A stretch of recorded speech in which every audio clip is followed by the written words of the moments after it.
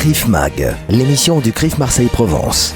Bonsoir à tous, on se retrouve pour une nouvelle édition de CRIF Mag. Alors au programme ce soir, on va parler de la convention régionale du CRIF Marseille-Provence qui se tiendra le dimanche 17 mars à 14h à l'hôtel de région sur le thème « Pourquoi tant de haine ?» Dans un premier temps, j'aurai le plaisir de recevoir l'ancien Premier ministre Manuel Valls et en second temps, Caroline Yadan qui est avocate, députée de la 3e circonscription de Paris, affiliée Renaissance. Manuel Valls, bonsoir. Bonsoir. Vous êtes ancien Premier ministre et vous allez intervenir dans le cadre d'une table ronde autour de la France et ses extrêmes le dimanche 17 mars à partir de 14h au sein de l'hôtel de région à Marseille. D'abord, on est très très heureux de vous accueillir dans notre cité phocéenne et donc on va procéder à un petit jeu de questions-réponses si vous le voulez bien. Alors on va remonter si vous le voulez bien, Manuel Valls. Quand vous étiez Premier ministre, pendant les attentats de Charlie Hebdo, de l'Hypercacher, je le disais, vous étiez Premier ministre. Comment avez-vous vécu ces attentats à l'époque ? De manière douloureuse. Et ça reste ancré à tout jamais dans mes souvenirs. Et pas que dans des souvenirs, parce que ces attentats étaient les premiers d'une longue série. Et nous savons que l'islamisme frappe et frappera encore notre pays et l'Europe, et que c'est sans doute un des défis les plus importants que nous ayons à relever. Mais de ces attentats, moi je retiens évidemment la mobilisation des Français, le 11 janvier, la grande manifestation, cet esprit autour de Charlie qu'il aurait fallu entretenir davantage et qui me semble essentiel pour l'unité du pays. Et puis moi je veux me rappeler de chacune des victimes, parce que les attentats, on se souvient malheureusement trop souvent du nom des auteurs et rarement des victimes. Et nous devons vivre avec ces victimes, leurs souvenirs, et considérer leurs proches, leurs familles comme nos frères, comme ceux que nous ne pouvons pas oublier. Et moi, je vis souvent avec leurs souvenirs, parce que j'imagine ce que ces familiers, ces proches endurent encore aujourd'hui. Après le Bataclan, vous étiez toujours Premier ministre et vous aviez dit que nous basculions vers une autre époque. Alors, 2024, on y est réellement ? Oui, bien évidemment. On pense souvent, que les attentats ont lieu, c'est un mauvais moment à passer, puis on passera à autre chose. Et l'actualité nous impose évidemment sa loi des reins. Ces guerres, mais aussi ces moments d'apaisement, ces grands événements sportifs, culturels. Malheureusement, le terrorisme islamiste, l'islam politique nous mène une guerre. Et c'est une guerre de longue durée. Eux, ils ont le temps. Et nous, occidentaux, trop souvent, nous oublions cela. Et donc, nous vivons avec cette présence de l'islamisme, cette volonté de s'attaquer en priorité aux communautés musulmanes qui vivent en Europe pour les séparer du reste des Européens, pour créer des conditions d'une séparation, d'une fracture. Et si nous ne rendons pas compte que c'est une guerre de long terme, nous ne comprendrons pas le défi qui nous est posé par l'islam politique, ce qui se passe aujourd'hui en Israël et à Gaza, sur d'autres terrains du monde, évidemment chez nous. C'est la même guerre, sous des formes différentes, mais c'est la même guerre. Et il faut en être conscient et sortir d'une vision douillette dans laquelle nous serions nous à l'abri, pour je ne sais quelle raison, de la violence de l'attaque que nous mène l'islam politique. Ça n'est pas que le terrorisme, c'est une attaque contre nos valeurs universelles, contre la liberté, la culture, la laïcité. On s'attaque à la fois aux juifs, aux chrétiens, aux femmes, aux homosexuels. C'est une guerre à outrance contre ce que nous sommes. Donc il faut le comprendre pour être plus fort, pour pouvoir répondre avec nos valeurs et avec des armes de l'état de droit et de la démocratie. Alors Manuel Valls, vous parliez justement du conflit israélo-palestinien. Permettez-moi de revenir sur le massacre du 7 octobre qui a eu lieu en Israël. Alors bien évidemment, par crescendo et par rebond, depuis le 7 octobre, les actes antisémites sont en hausse énorme. Plus tard que le week-end dernier, une personne française de confession juive, s'est fait agresser tout simplement et frappée parce qu'elle était juive. Alors pour vous, bien évidemment, alors ça revient en rebond au niveau français, au niveau européen, je dirais même au niveau mondial, cette hausse d'actes antisémites depuis le 7 octobre. Mais finalement, n'est-ce pas un prétexte, puisque c'est un mal qui dure depuis plus de 2500 ans, dont on ne trouve pas le remède, qui est protéiforme et qui attend des moments comme ça pour pouvoir s'exprimer avec violence. Quelle est votre analyse à vous? Oui, vous faites la bonne analyse, me semble-t-il. Vous avez raison. C'est un prétexte.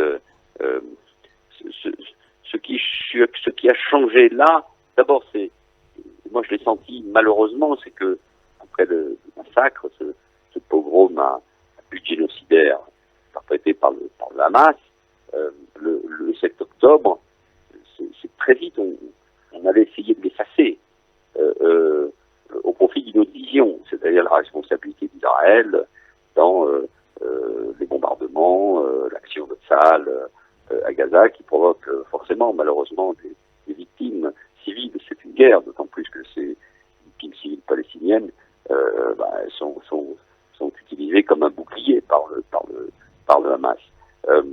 Donc, moi, ce qui me frappe, c'est que très vite, on a voulu délégitimer l'action d'Israël pour uniquement retenir les victimes civiles palestiniennes et pour imposer les mots comme apartheid, colonisation, génocide perpétré par Israël. Pourquoi? Pour essayer au fond, de nier l'existence même d'Israël. C'est le but du Hamas et c'est le but, évidemment, de tout mouvement antisémite. Et là, il faut utiliser, me semble-t-il, les bons mots. L'antisémitisme, c'est un mot passe-partout qu'on comprend très bien.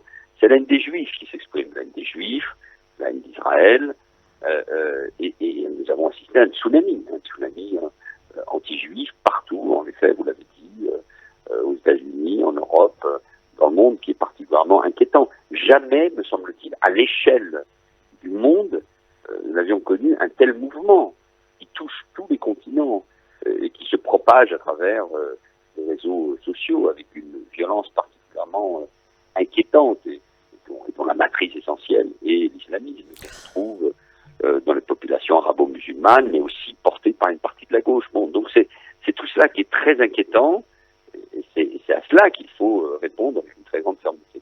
Vous parliez il y a quelques instants d'utilisation des bons mots. On voit que des choses ont changé, que des digues ont sauté, qu'il y ait des manifestations pro-palestiniennes.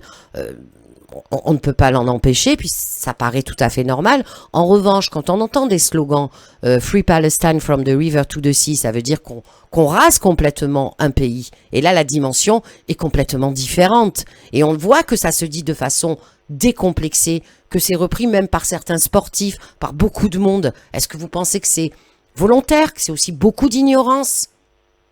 Et bien sûr, c'est le fruit de la bêtise, de l'ignorance, mais avec des conséquences qui ne peuvent en aucun cas les excuser.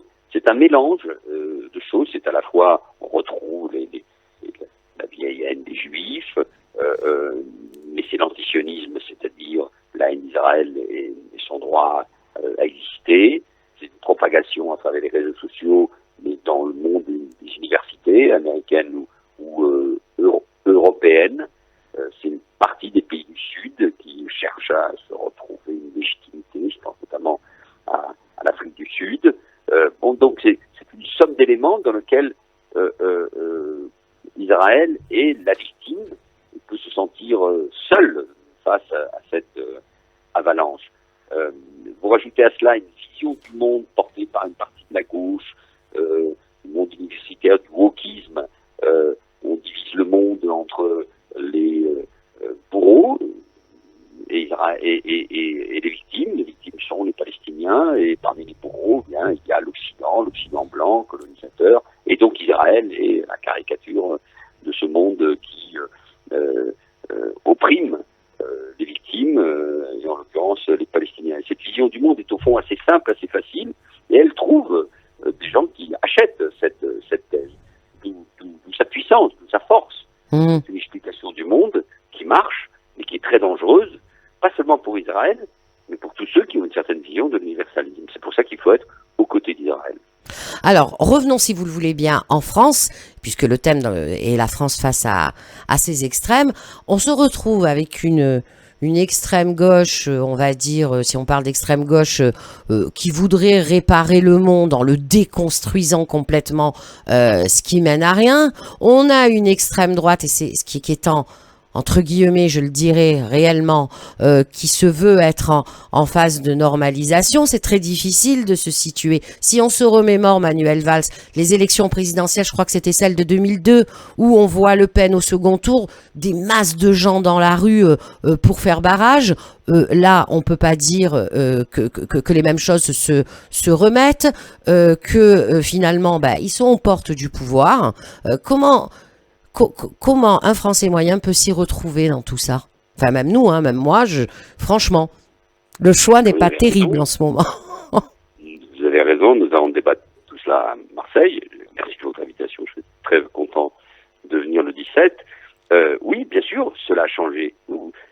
Le fait que lors de la grande manifestation contre l'antisémitisme le 12 novembre, le Rassemblement national soit présent, les héritiers d'un parti créé par des tenants de la collaboration et à Waffen-SS. Oui, des anciens Waffen-SS aussi. Donc c'est un changement majeur. Et qu'une partie de la gauche, la France Insoumise, la CGT, la FSU, ne viennent pas, c'est un choc sociologique, politique, culturel, anthropologique, je ne sais pas quel est le bon mot. En tout cas, c'est un choc politique. C'est un changement. Il est terrible. Et aujourd'hui, au fond, beaucoup de gens considèrent que par sa présence, Marine Le Pen a rompu avec le passé antisémite de son père et de son parti, et que Jean-Luc Mélenchon tient des propos antisémites. Donc c'est un changement majeur. Il y a eu au moment de l'affaire Dreyfus des gens de gauche qui, par antisémitisme ou par absence de courage, n'ont pas voulu soutenir Dreyfus. Donc c'est pas totalement une nouveauté, mais aujourd'hui le changement est évidemment d'une toute autre dimension, et c'est très dangereux parce que on perd tous les repères. De ce point de vue-là, cette gauche-là, c'est pour ça que j'avais parlé des gauches irréconciliables il y a un peu plus de 10 ans, oui. Cette gauche-là a une responsabilité majeure dans une banalisation de ce qu'a été l'extrême droite et surtout dans la propagation de l'antisémitisme, parce que si cette gauche-là tient des propos anti-juifs, anti-israéliens, elle ouvre les vannes à tous ceux qui sont prêts à faire part de leur haine des Juifs et d'Israël. Alors avant de se quitter, Manuel Valls, comme j'écoute tout, le week-end dernier, Marine Le Pen a lancé son grand meeting pour les européennes ici, chez nous à Marseille, et elle a terminé son discours. Généralement, moi j'ai toujours entendu les politiques dire à la fin « Vive la République, vive la France », que j'ai toujours adoré d'ailleurs. Là, elle a dit « Vive la nation française, vive l'Europe des nations ». C'est quoi pour vous la différence entre République et nation ? On rentre dans des débats très particuliers, très très intéressants par ailleurs. Mais la République, c'est une manière d'être et de vivre. Nous sommes un pays, nous sommes une nation unie, je l'espère, mais malheureusement aujourd'hui très très très fracturée. Mais la République, c'est une manière d'être, une manière de vivre le rapport aux autres, c'est une manière de partager des valeurs qui sont par ailleurs des valeurs universelles. C'est ça, et donc les politiques souvent jouent, il y en a qui disent vive la nation, vive la République seulement, ou vive la France seulement. Je pense que moi je reste un profondément patriote, et il faut articuler cette belle idée de la France avec la République. Alors juste avant de se quitter, dernière question, vu toutes les fractures, comment retrouver l'unité ? Si j'avais la solution, je serais très riche, je la vendrais. Non, trêve de plaisanterie. Je crois que c'est l'essentiel. Or, aujourd'hui, tout confère à la division, y compris le président de la République actuelle, n'aide pas. Il participe aussi par ses propos, par ses changements de pied, par une manière, y compris de mettre le Rassemblement national en permanence au cœur du débat dans un affrontement quasi personnel. Donc c'est très dangereux. La vie politique ne peut pas se résumer à cet affrontement et à ces affrontements. Et nous devons tout faire pour retrouver l'unité. Mais pour retrouver l'unité, il faut avoir des idées claires sur ce qu'est précisément la France et la République. Et c'est à cela qu'il faut s'appeler.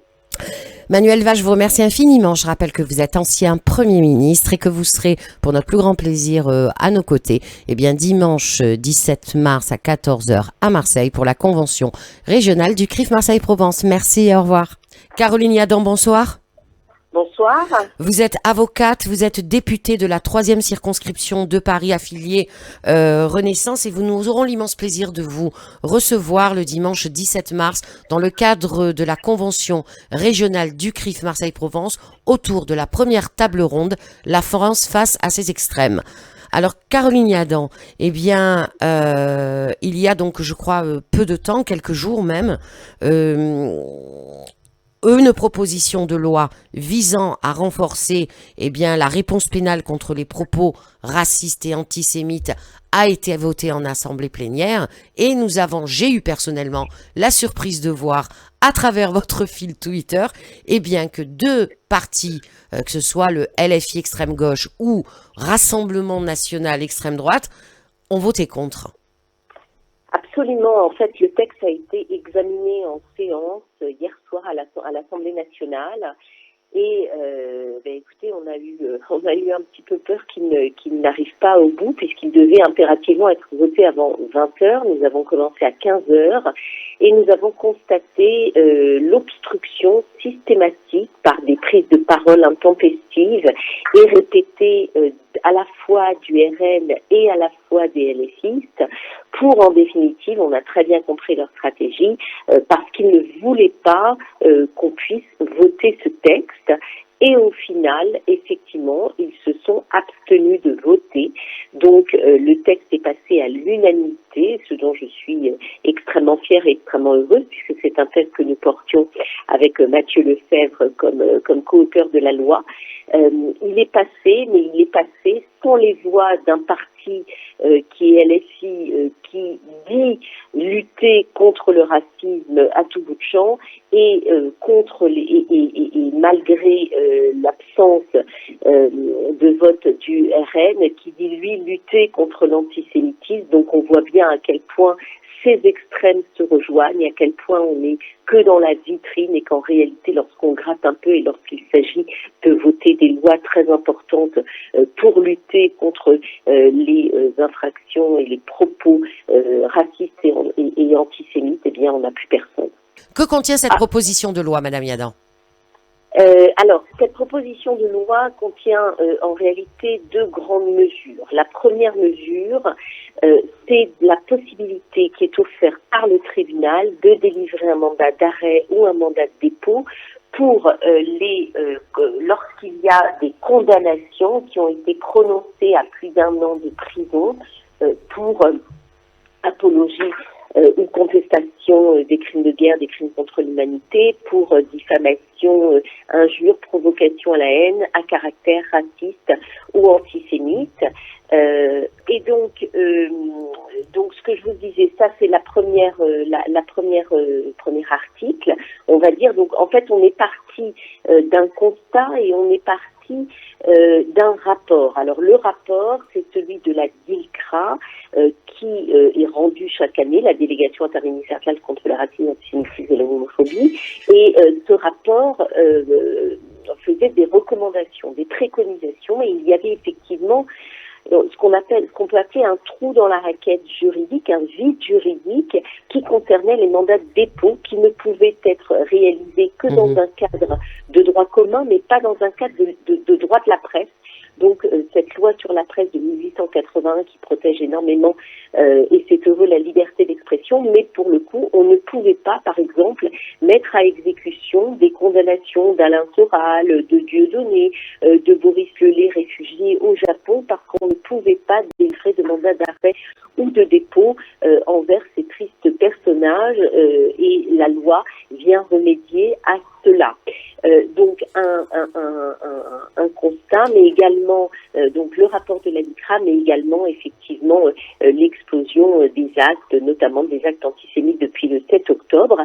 Donc ça, c'est la première mesure de la loi. La seconde mesure, c'est de permettre à des propos tenus non publiquement, donc des propos non publics à caractère raciste ou antisémite, de devenir, aujourd'hui ce sont des contraventions, par exemple l'injure non publique c'est une contravention punie d'une amende de 2 500 €, eh bien on fait passer ça en un délit, ça devient un délit qui est punissable de 3 750 € d'amende, et par ailleurs on prévoit une circonstance atténuante lorsque ces propos ont été tenus par une personne dépositaire d'une mission de service public ou chargée d'une mission de service public.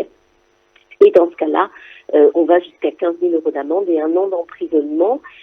C'est quelque chose d'important. Vous savez, on a auditionné énormément d'associations antiracistes notamment, qui nous disent par exemple qu'aujourd'hui, eh bien, des groupes WhatsApp, on retrouve beaucoup sur les groupes WhatsApp depuis notamment le 7 octobre. Alors par exemple des groupes d'étudiants WhatsApp avec des étudiants qui sont des étudiants juifs qui sont ajoutés exprès sur des groupes WhatsApp pour pouvoir mieux les insulter.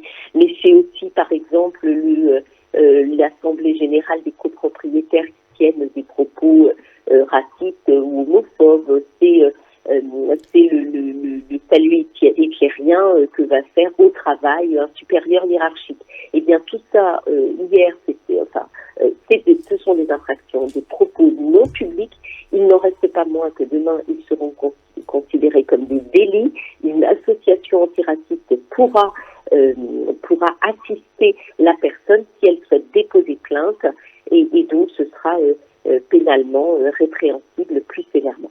Caroline Yadan, est-ce que le travail n'est pas encore plus difficile quand c'est l'antisionisme qui flirte avec l'antisémitisme?